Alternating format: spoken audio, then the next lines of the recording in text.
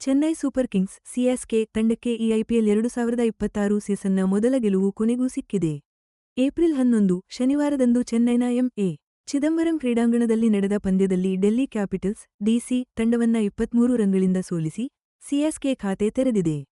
ಈ ನಿರ್ಣಾಯಕ ಗೆಲುವು ಕಸ್ಗೆ ಒಂದು ದೊಡ್ಡ ತಿರುವು ಎಂದೇ ಹೇಳಬಹುದು. ಯಾಕಂದ್ರೆ ಟೂರ್ನಿಯಲ್ಲಿ ಅದಕ್ಕೂ ಮೊದಲು ಅವರು ಸತತ 3 ಸೋಲುಗಳನ್ನ ಅನುಭವಿಸಿ ಕಂಗೆಟ್ಟಿದ್ರು. ಚೆನ್ನೈ ಗೆಲುವಿಗೆ ಅಡಿಪಾಯ ಹಾಕಿದ್ದೇ ಸಂಜು ಸ್ಯಾಮ್ಸನ್ ಅವರ ಅದ್ಭುತ ದಾಖಲೆ ಬರೆದ ಆಟ.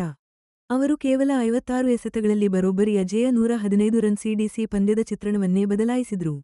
ಇದು ಈ ಐಪಿಎಲ್ 2026 ಸೀಸನ್ನ ಮೊದಲ ಶತಕವಾಗಿದ್ದು, ಚೆನ್ನೈ ತಂಡದ ಪರ ಸ್ಯಾಮ್ಸನ್ ಸಿಡಿಸಿದ ಮೊದಲ ಶತಕ ಅನ್ನೋದು ವಿಶೇಷ. ಆದ್ರೆ ಐಪಿಎಲ್ನಲ್ಲಿ ಅವರಿಗೆ ಇದು 4ನೇ ಶತಕವಾಗಿದೆ. ಸ್ಯಾಮ್ಸನ್ ಆಡಿದ ಈ ಸ್ಫೋಟಕ ಇನ್ನಿಂಗ್ಸ್ನಲ್ಲಿ 15 ಭರ್ಜರಿ ಬೌಂಡರಿಗಳು ಮತ್ತು 4 ಸಿಕ್ಸರ್ಗಳು ಮೂಡಿಬಂದಿದ್ವು. ಅವರ ಈ ಬ್ಯಾಟಿಂಗ್ ನೆರವಿನಿಂದಲೇ ಸಿಎಸ್ಕೆ ತಂಡ ನಿಗದಿತ 20 ಓವರ್ಗಳಲ್ಲಿ ಬೃಹತ್ 212/2 ರನ್ ಕಲೆ ಹಾಕಲು ಸಾಧ್ಯವಾಯಿತು. ಈ ಎರಡು ಬಲಿಷ್ಠ ಫ್ರಾಂಚೈಸಿಗಳ ನಡುವಿನ ರೋಚಕ ಪಂದ್ಯ ಈ ಸೀಸನ್ ಐಪಿಎಲ್ನ ಪೈಪೋಟಿ ಎಷ್ಟು ತೀವ್ರವಾಗಿದೆ ಅನ್ನೋದನ್ನ ಮತ್ತಷ್ಟು ಹೆಚ್ಚಿಸಿದೆ. ಯಾಕಂದ್ರೆ ಎರಡೂ ತಂಡಗಳು ಟೂರ್ನಿ ಆರಂಭದಲ್ಲೇ ಪ್ರಮುಖ ಪಾಯಿಂಟ್ಗಳಿಗಾಗಿ ಭರ್ಜರಿ ಹೋರಾಟ ನಡೆಸಿದ್ವು. ಸಂಜು ಸ್ಯಾಮ್ಸನ್ ಶತಕ ಕೇವಲ ಅವರೊಬ್ಬರದ್ದಾಗಿರಲಿಲ್ಲ. ಆಯುಷ್ ಮಹಾತ್ರೆ ಜೊತೆ ಸೇರಿ ಎರಡನೇ ವಿಕೆಟ್ಗೆ 113 ರನ್ಗಳ ಭರ್ಜರಿ ಜೊತೆಯಾಟ ಕಟ್ಟಿದ್ರು. 36 ಬಾಲ್ಗಳಲ್ಲಿ ವೇಗದ 59 ರನ್ ಸಿಡಿಸಿದ್ದ ಆಯುಷ್ ರಿಟೈರ್ಡ್ ಔಟ್ ಆದ್ರು.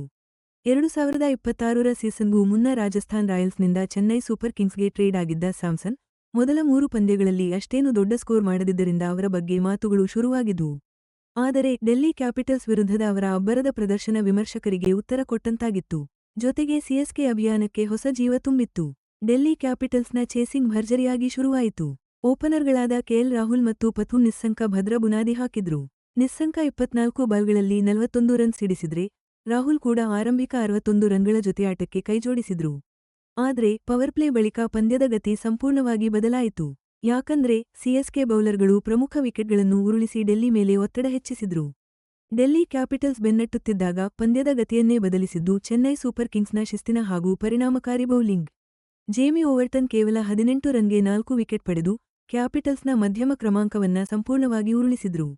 ಅನ್ಶುಲ್ ಕಂಬೋಜ್ ಕೂಡ 35 ರನ್ಗೆ 3 ವಿಕೆಟ್ ಪಡೆದು ಉತ್ತಮ ಬೆಂಬಲ ನೀಡಿದ್ರು.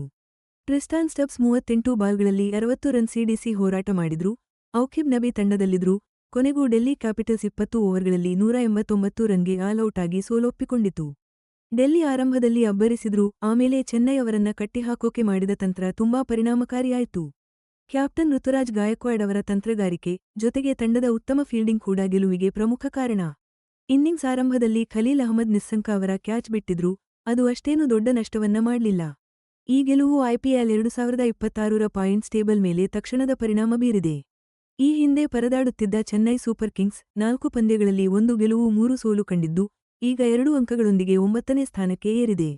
ಸೋತರೂ ಸಹ ಡೆಲ್ಲಿ ಕ್ಯಾಪಿಟಲ್ಸ್ ತಮ್ಮ 4 ಪಂದ್ಯಗಳಲ್ಲಿ 2 ಗೆಲುವು 2 ಸೋಲುಗಳೊಂದಿಗೆ 4 ಅಂಕಗಳನ್ನು ಗಳಿಸಿ 4ನೇ ಸ್ಥಾನವನ್ನು ಕಾಯ್ದುಕೊಂಡಿದೆ.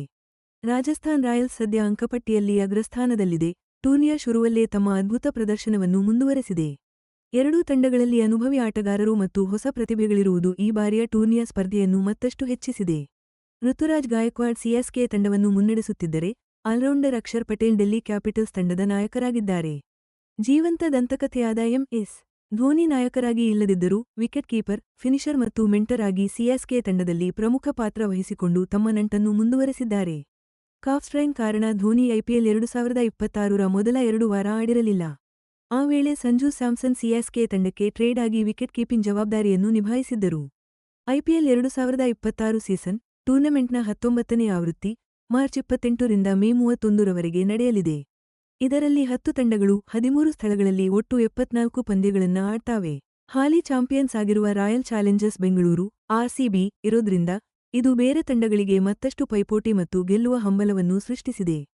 ಸಿಎಸ್ಕೆ ವರ್ಸಸ್ ಡಿಸಿ ನಡುವಿನ ಪಂದ್ಯಗಳಂತಹವು ಪ್ಲೇಆಫ್ ರೇಸನ್ನು ನಿರ್ಧರಿಸುವಲ್ಲಿ ಪ್ರಮುಖ ಪಾತ್ರ ವಹಿಸುತ್ತವೆ.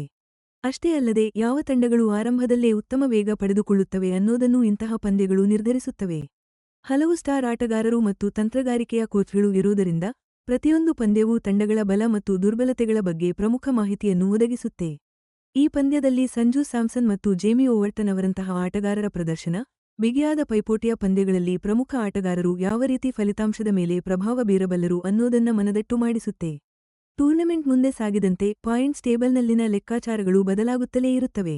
ಇದು ಪ್ರತಿ ಪಂದ್ಯವನ್ನು ಬಹು ನಿರೀಕ್ಷಿತ ಐಪಿಎಲ್ 2026ರಲ್ಲಿ ಶ್ರೇಷ್ಠತೆಗಾಗಿ ನಡೆಯುವ ಒಂದು ಮಹತ್ವದ ಯುದ್ಧವನ್ನಾಗಿ ಮಾಡುತ್ತೆ.